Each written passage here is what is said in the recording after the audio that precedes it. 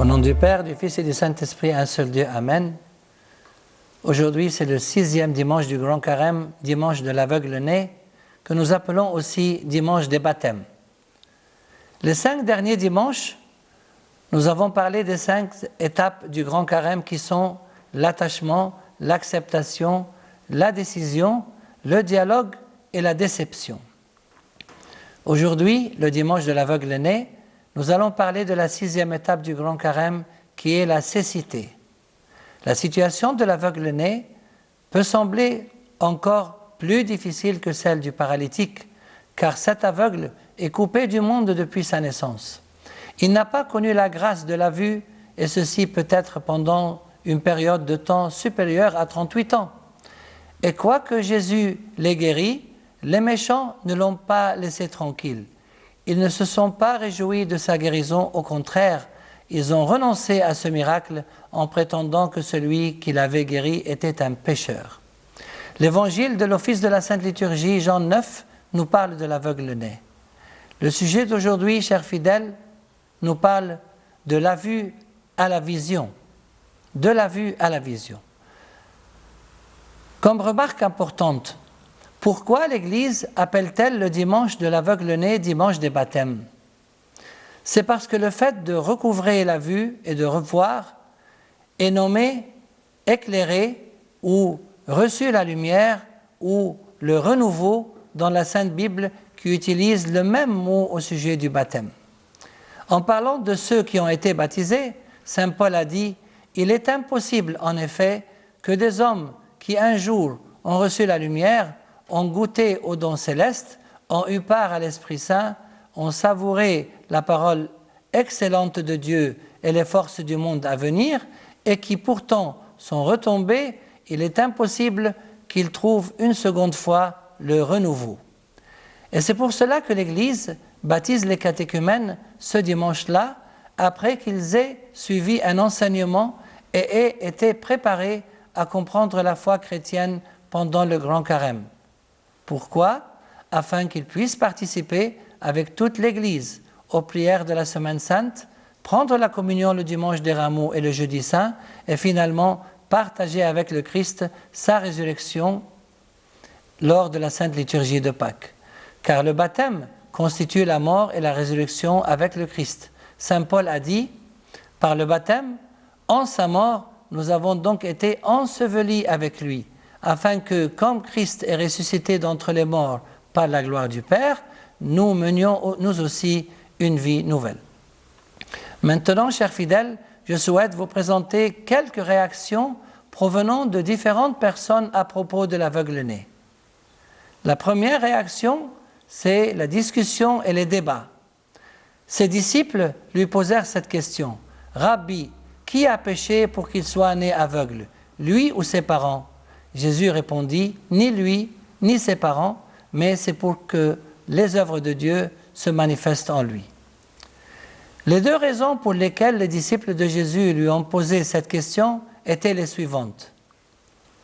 La première raison, du point de vue de certains, cet aveugle-né a péché dans une vie précédente de sorte qu'il est né aveugle. On peut supposer que quelques-uns parmi eux avaient entendu parler de la réincarnation et que cet aveugle, de leur point de vue, se retrouvait puni dans une seconde vie. La seconde, selon la loi de Moïse, il a hérité cette maladie de ses parents ou de ses arrière-grands-parents.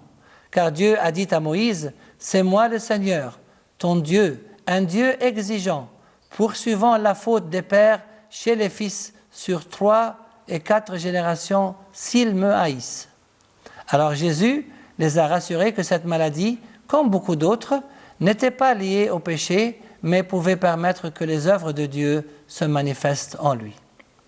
En fait, c'est un miracle de création plutôt qu'un miracle de guérison.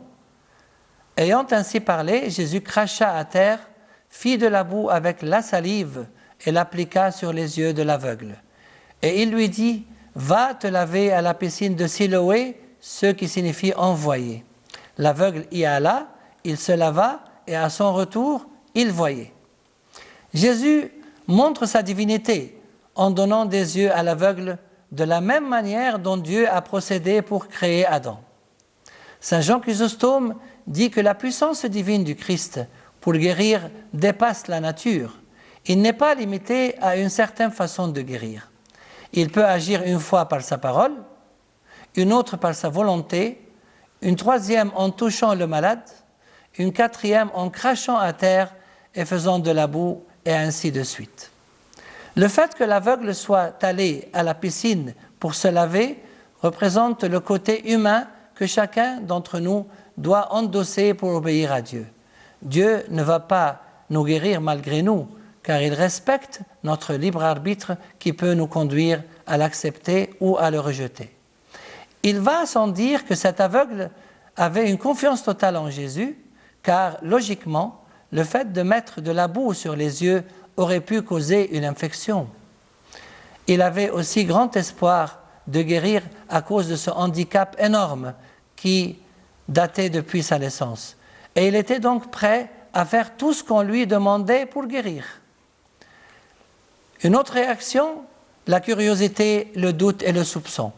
Les gens du voisinage et ceux qui auparavant avaient l'habitude de le voir, car c'était un mendiant, disaient « N'est-ce pas celui qui était assis à mendier ?» Les uns disaient « C'est bien lui ». D'autres disaient « Mais non, c'est quelqu'un qui lui ressemble ». Mais l'aveugle affirmait « C'est bien moi ».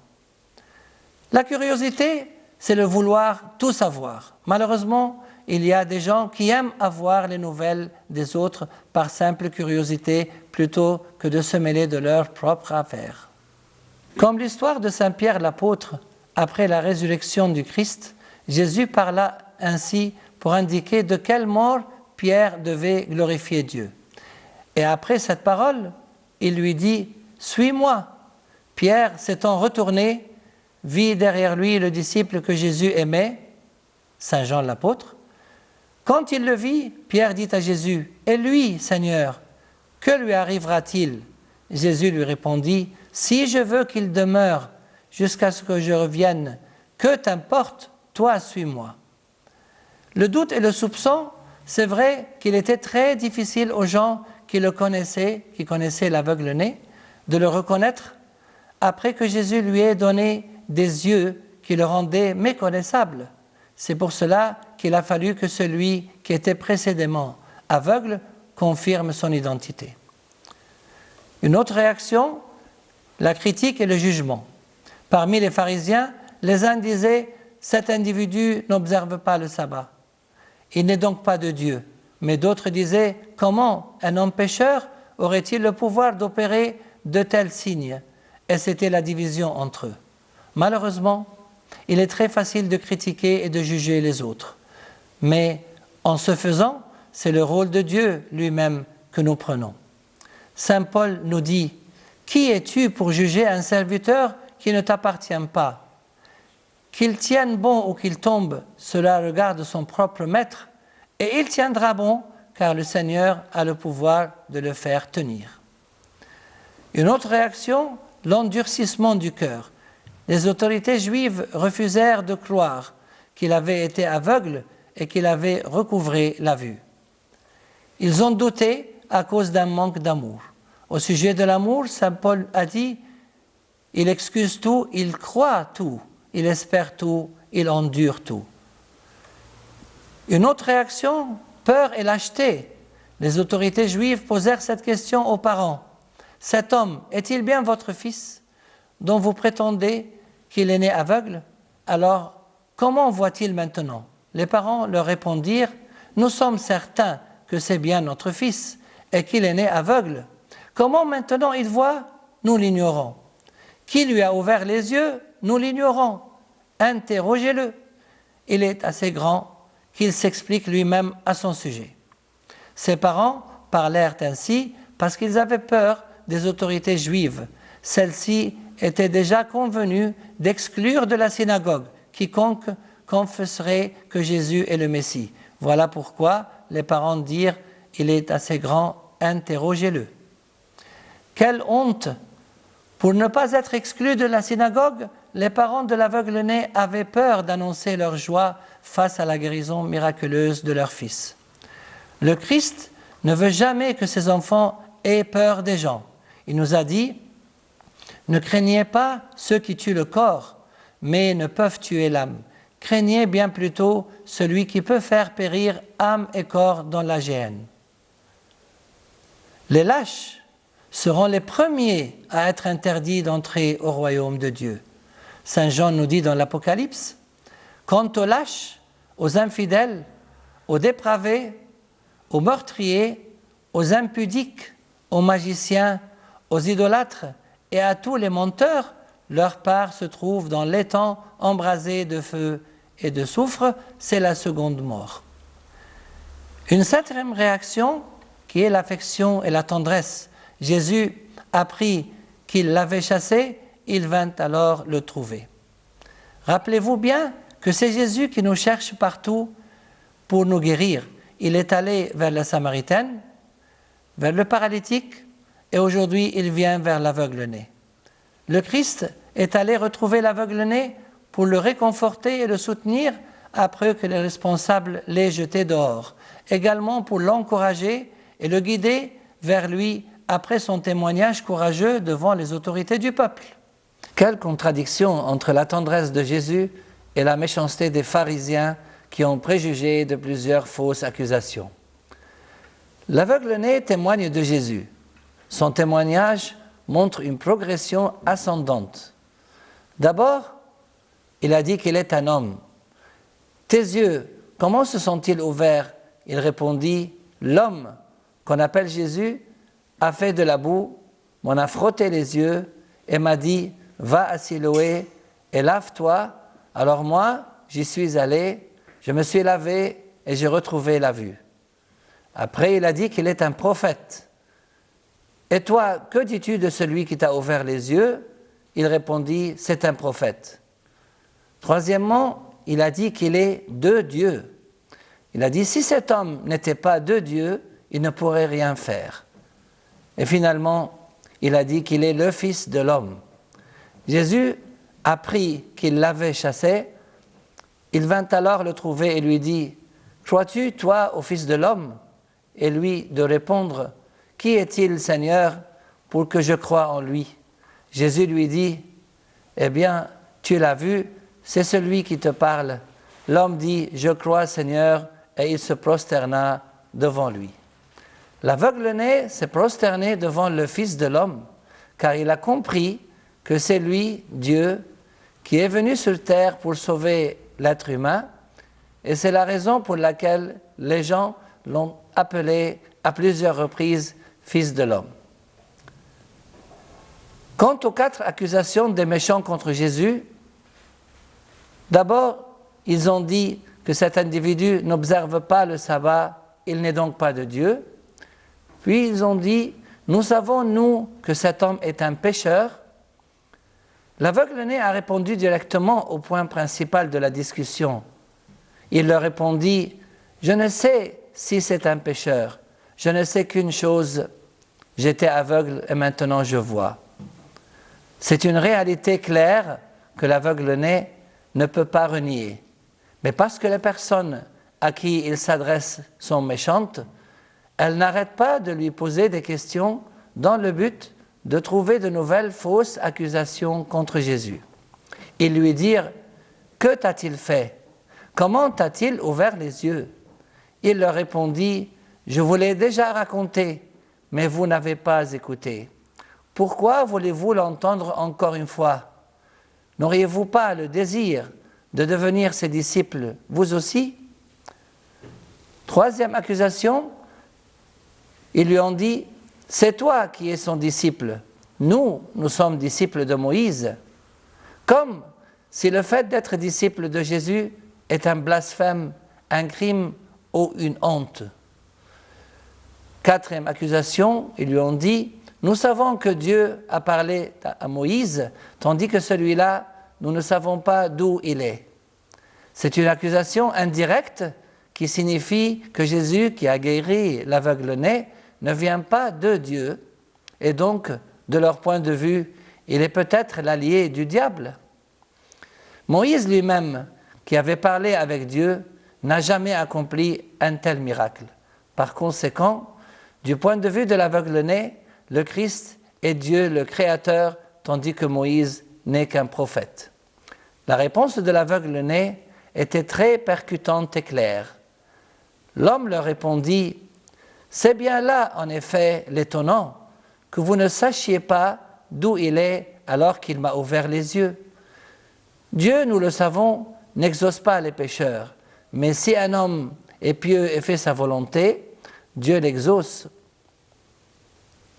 Jamais on n'a entendu dire que quelqu'un ait ouvert les yeux d'un aveugle de naissance. Si cet homme n'était pas de Dieu, il ne pourrait rien faire. » Ils se sont permis d'accuser aussi l'aveugle-né.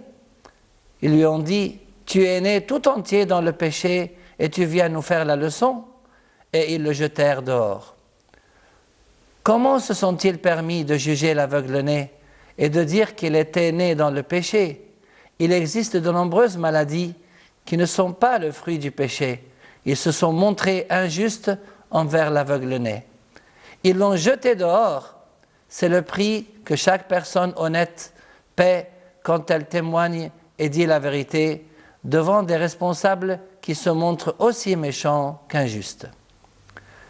Quant au jugement de Jésus, Jésus dit alors, « C'est pour un jugement que je suis venu dans le monde, pour que ceux qui ne voyaient pas voient et que ceux qui voyaient deviennent aveugles. » Les pharisiens qui étaient avec lui entendirent ces paroles et lui dirent, « Est-ce que par hasard nous serions des aveugles, nous aussi ?»